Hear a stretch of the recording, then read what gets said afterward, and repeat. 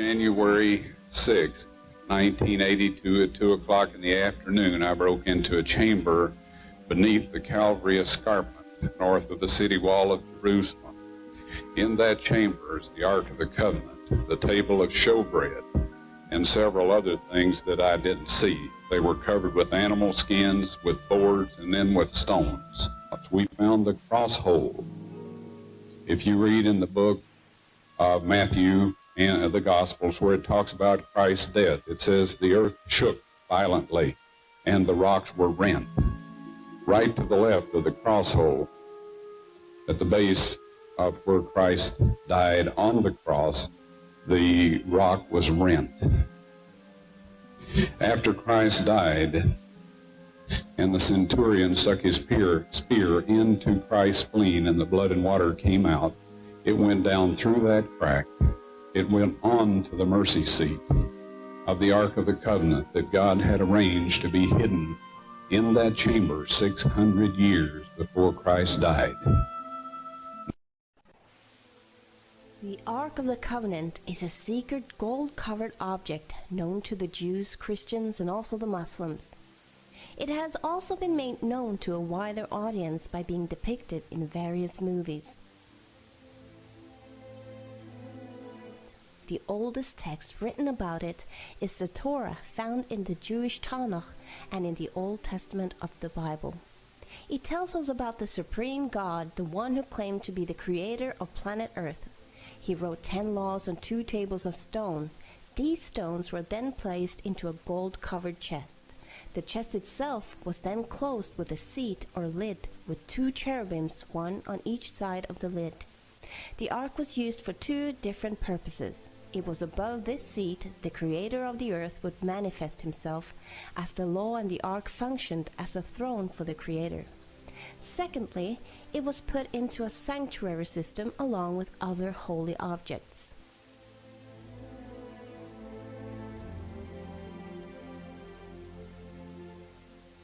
No one was allowed to enter the room that housed the ark, except once every year, where a high priest brought blood into the room and placed the blood in front of the ark and on the seat of the ark. This signified how the people's transgressions against the law in the ark had been brought to justice, by a substitute's blood being brought before the throne.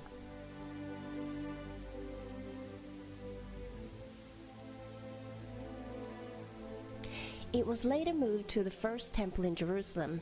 Sometime before the Babylonians besieged the city and destroyed the temple, it is assumed that it was hidden or that it disappeared. A man by the name of Ronald Wyatt had started praying to God to use him to show the world that the Bible was true. Ron had already been looking into the flood story and investigated the possible remains of Noah's Ark.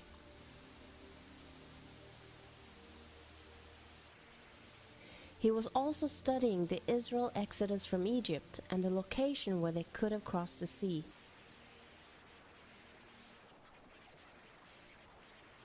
Finding several old Egyptian chariot wheels. It was on one of the diving trips he ended up traveling by Jerusalem on his way home. He was walking along the cliff face with a new acquaintance when his hand suddenly went up on his own, and his hand pointed to a place where some debris and trash was lying in front of the cliff. Without understanding why or how, he heard himself say, "There is Jeremiah's grotto, and the Ark of the Covenant is there."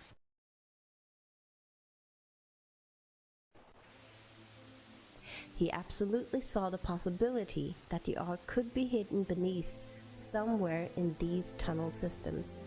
He was convinced that God himself had inspired him to find it. Ronald started excavating with his 2 sons in the place where his hand had pointed.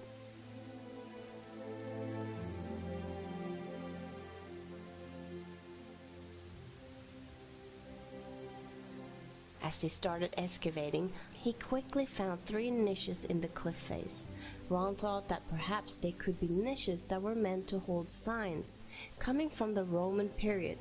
After all, Golgotha was close to the main road at the time of Jesus, and this could have been where Jesus was crucified. The well-known quote of Quintilian explains, Whenever we crucify criminals, very crowded highways are chosen so that many shall see it and may be moved by fear of it, because all punishment does not pertain so much to revenge as to example. Could these niches have been used to put signs in that revealed to the people the crimes the criminals had done? He started thinking that this side of the mountain could have been the place where people were crucified.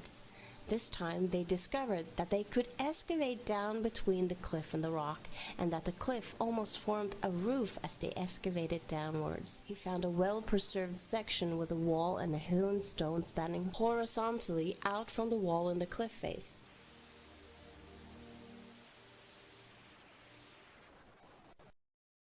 A few feet in front of it, he noticed a square rock that didn't look like a natural shaped rock. He carefully picked it up and found a squarish hole chiseled into the bedrock underneath. Could this have been a crosshole? As he examined this hole and cleared away the dirt around it, he discovered that it had a large crack extending out from it. It appeared that the hole was chiseled into a platform in the bedrock. In front, on a lower level, he found several other crossholes. The crosshole extended 23 inches into solid bedrock, while the crack appeared to extend much deeper. Ron found coins in the building structure dating back to 135 AD and before, but none after. Ron and his two sons had worked here over a period of nearly 2 years. They used hammers and chisels, and after a short time they could see an open space behind. They enlarged the hole so they could get through. While looking around, Ron found a chimney-like passage, and from there a small tunnel where Ron had to exhale in order to squeeze himself through.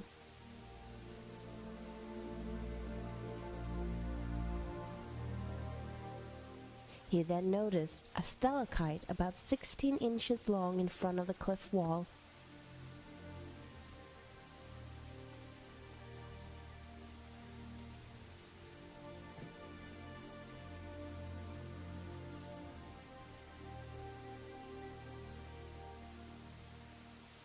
Behind it was a hole, and Ron tried to look through it without any luck. So he enlarged it a little and could see a cave inside, but it didn't look too promising and appeared to be a cave full of rocks. He enlarged the hole enough for his helper to crawl in, but he came quickly out again with a terrified look on his face, crying, "What is in there? What is in there? I'm not going back in there." And then he tried to get out of the cave system as fast as he could. Now Ron realized that there might be something there and enlarged the hole enough for him to squeeze himself in. It was now January the 6th, 1982.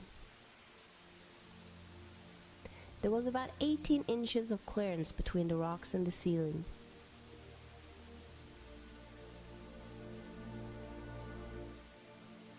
Ron started shining his flashlight down through the rocks to see if there was anything underneath. He saw some dry, rotten timbers, and under it some dry, rotten animal skins that turned into powder when he touched it. He then saw something reflecting back, something shiny and golden. At first he thought it could be the Ark of the Covenant, but when removing the animal's skin, he saw a gold veneered table with a raised molding around the side, which consisted of an alternative pattern of a bell and a pomegranate.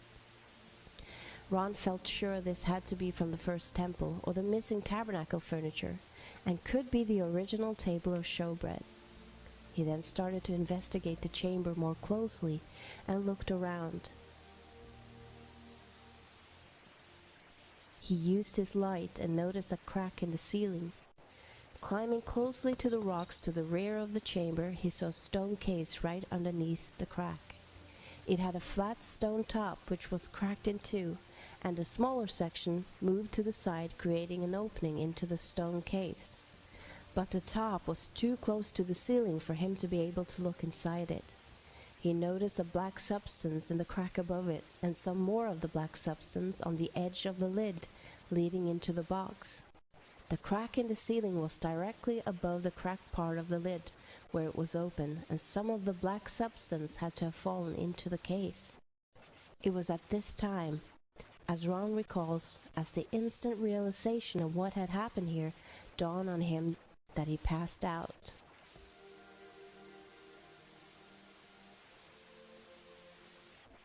When he realized that the crack in the ceiling was the end of the crack extending from the crosshole found in the elevated platform many feet above him, and the black substance was blood that had fallen through the crack and into the stone case, he knew the ark was in the stone case. But the most overwhelming realization was that Christ's blood had actually fallen on the mercy seat on the Ark of the Covenant.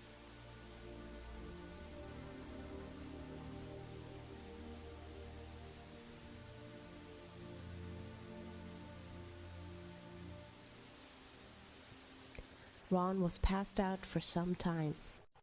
He later came back to the cave and managed to confirm that it really was the Ark of the Covenant. He informed the Israeli government of the discovery, but was told to keep it quiet. But Ron could not stay silent for long.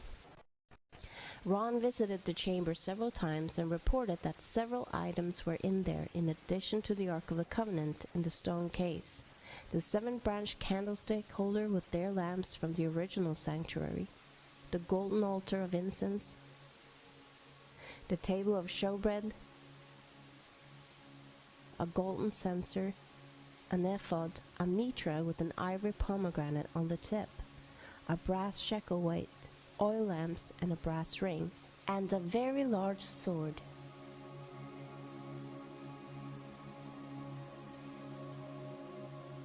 Ron had a laboratory in Israel analyze the blood remains he had found in the crack and on the mercy seat of the ark. The results shocked them beyond anything. First of all, in this analysis, I took the blood into a laboratory in Israel. I just said, please examine this blood and tell me what you can tell me about it. All right? They said, well, look, we're going to reconstitute it. We're going to put it in normal saline and keep it at body temperature for 72 hours with gentle swirling. All right? That's their business. That's great. I said, now I want to be there when you check it out. They said, fine. So I was back. They checked it out. I said, now, they said it's human blood. We can tell that. They did whatever tests they need to do.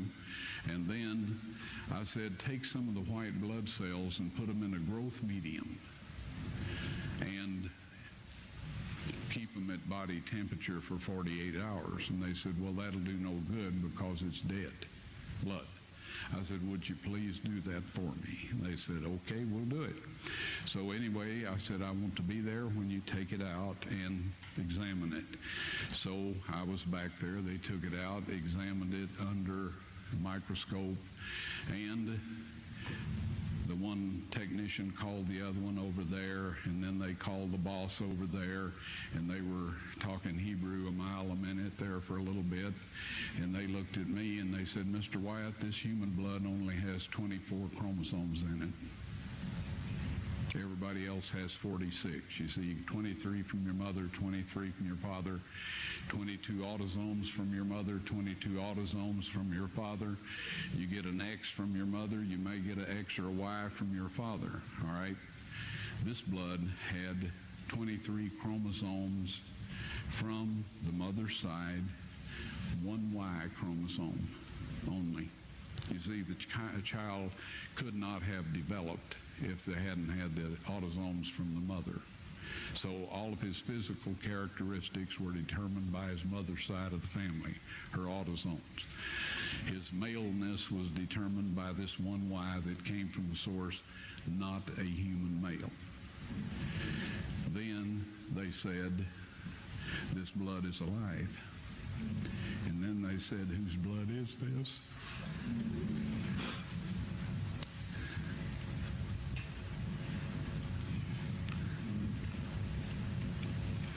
I said, it's the blood of your Messiah.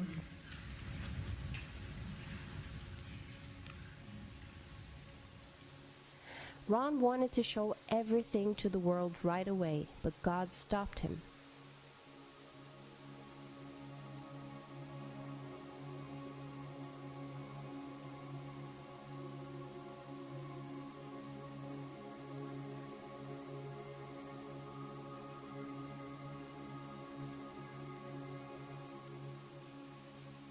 On his fourth visit, the chamber and tunnel were all cleared up and the furniture arranged in their order. Ron instantly felt the presence of angels in the room, and he saw 4 angels, 2 standing on each side of the ark. They told him they were assigned to protect the ark, and then they told Ron to put his camera on a tripod and film.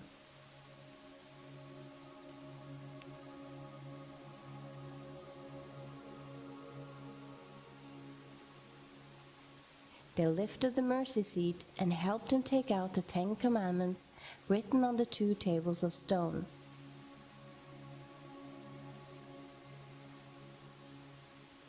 Ron then held them, showing them to the camera.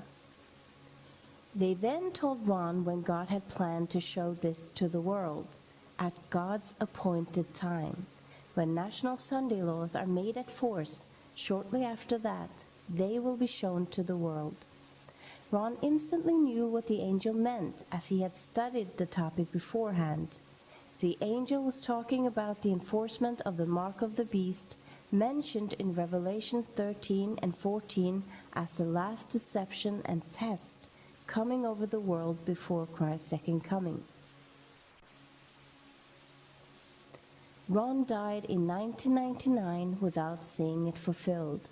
But he knew the evidence of what happened was on tape, and he used his last months and years to tell people about the love of Christ, his sacrifice for us, and then he warned people of the coming mark of the beast law. Yes, and I was told that these are to be presented with the blood evidence when the mark of the beast law is passed. Are enforced. Literal than they ever imagined. One evening, Mary Nell Wyatt asked me to take a look at some material from a burial cave to see if these tiny particles were present. Without my knowledge, one of the samples was actually the blood sample that Ron had taken from the Ark of the Covenant dig. The sample was placed under the microscope, and as the specimen began to come into focus, thousands of tiny particles, somatids, if you will, became plainly visible. At that time, Mary Nell, who was standing behind me, began to weep. As I turned around and saw the expression on her face, I realized immediately that the sample we were looking at was actually the sample that Ron had found to be the blood of Christ.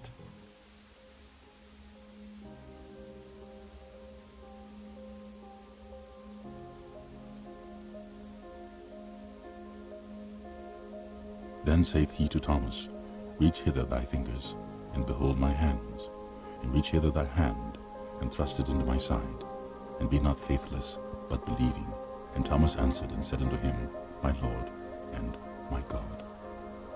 Jesus saith unto him, Thomas, because thou hast seen me, thou hast believed.